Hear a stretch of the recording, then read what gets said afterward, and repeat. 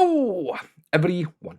My name is Pultec, and this week on Mixing Wednesdays, I am looking into 5 plugin myths that people actually believe, and today I'm going to debunk them because I just can. Let's get into it. Now, number 1. Just running your signal through a plugin deteriorates the signal.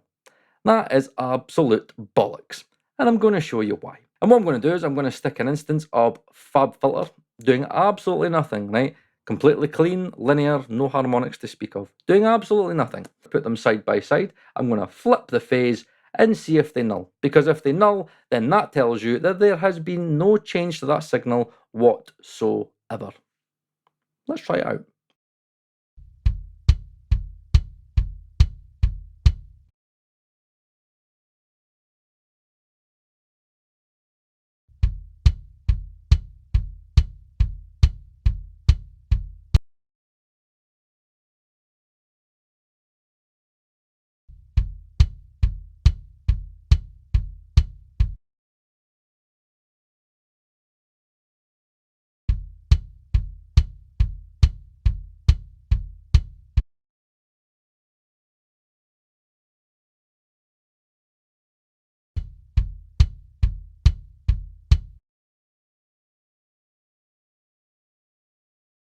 So there you go. Just running your signal through a very clean digital linear plugin does not have any effect whatsoever on the signal path, and it remains untouched. Obviously, if you were to stick your signal through plugins that change phase or add in harmonics or change the linear frequency response or change anything to the signal, then obviously the signal's going to change. But the notion that just sticking your signal through a plugin, even though it's not doing anything, is harming the signal is absolute bollocks. Number 2. All plugins sound better with oversampling. People have got this notion that if you oversample any plugin, it's going to sound better. There's part truth in it, because certain plugins can sound better with oversampling only because they have severe aliasing. Right? If you don't know anything about oversampling, then I'll leave a link up to here and links in the description as well of some of the oversampling videos that I've done, so you can hear the benefit that oversampling can have in terms of reducing aliasing and the difference in sound quality that that has. However, that doesn't mean to say that oversampling every plugin is going to make it sound better. Now, the reason why every plugin sounding better with oversampling being a myth is because oversampling only benefits if there's aliasing. So in terms of internal oversampling, I've got videos showing you how you can internally oversample plugins using ddmf metaplugin. Just to be very clear, right? When I say oversampling, I mean oversampling in plugins, right?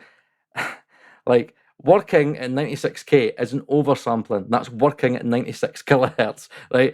Running a session at 192 kilohertz isn't oversampling. Oversampling is internally oversampling in the session itself. So if you've got a 48k session and you do times 2 oversampling, then you're oversampling it to 96k, which means what you're doing is you're widening the frequency spectrum, which means that if there are any higher order harmonics made, they will not bounce back as aliasing. If you're not into aliasing, it's going to go right over your head, okay? Now, hopefully, once you have that realization, you can understand why, if you take a plugin that is basically making no harmonics, right? It's maybe like making that much harmonics, it's got no high order harmonics at all, there's no aliasing in it. If you say have that plugin at 44.1 and then you oversample it to say like 192k, you're not going to hear the difference.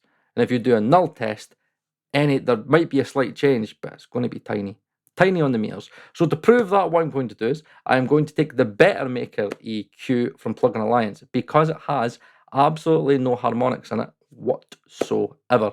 So let's compare, let's do a null test, and let's see how much of a difference oversampling from 44.1k to 192k does to a plugin that makes no harmonics whatsoever.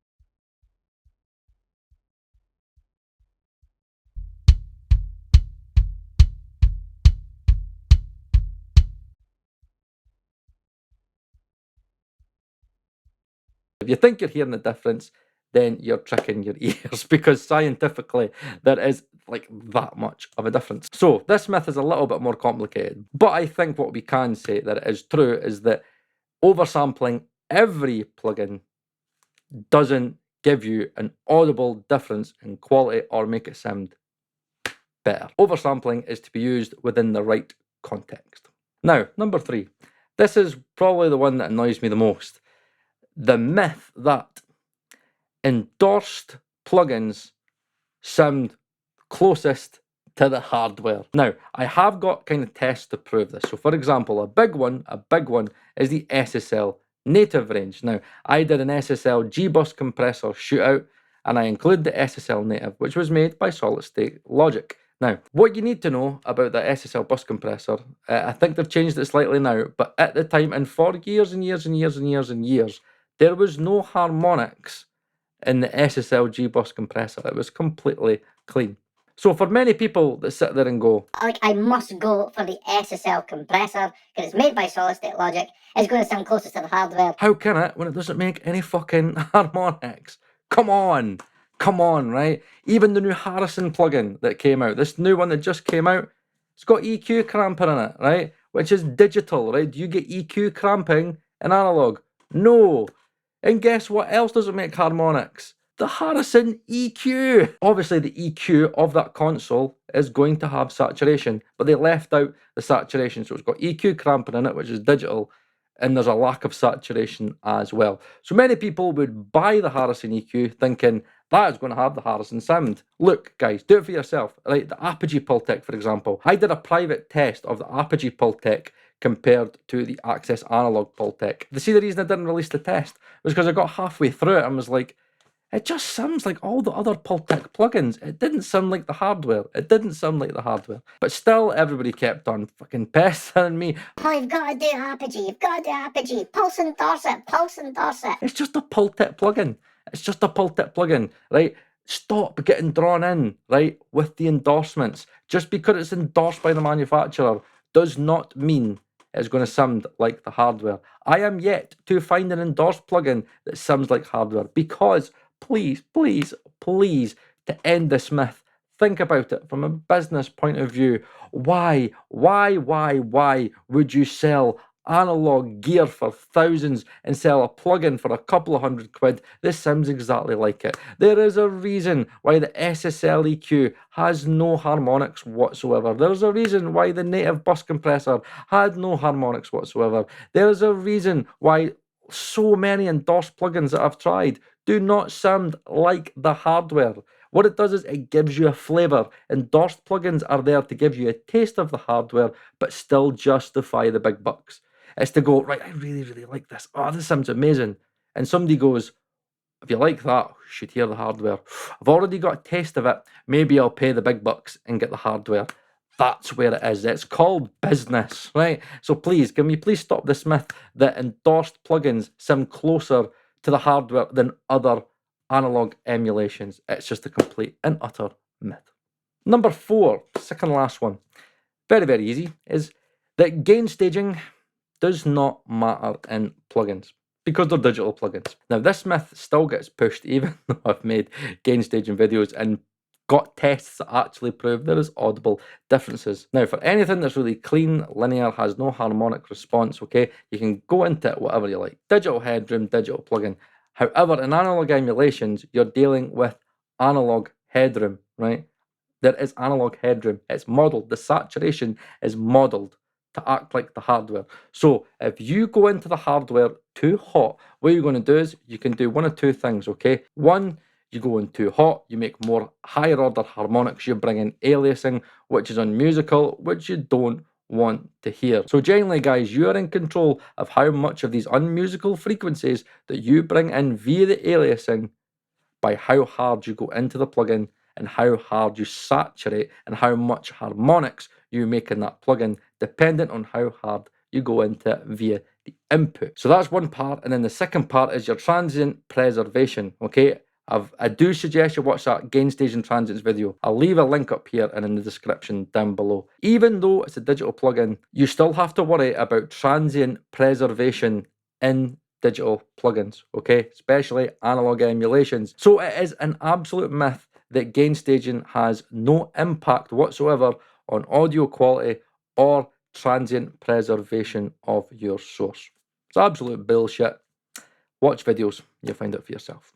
And lastly, right, this is one that I didn't know until up to this week. It's one that I've wanted to do for a long time. The last one, right, the one that I just hopefully I could debunk finally today, and we can just walk away from this. The last one is the UED plugins sound better than brainworx plugins. Now, if anybody that doesn't know, UED sells the exact same brainworx plugins as Plugin Alliance, okay? The exact same code, exact same plugins. UED have came out and told people many times there is no difference in audio quality by using ours compared to using the algo, okay, from like Plugin Alliance. There's no difference. So what I've done to fucking finally end this, okay, because there have been people that have made videos and still they've managed to fuck it up. So I'm just going to finish it now. So what I've got is, I've got 3 brainworx plugins that UED do.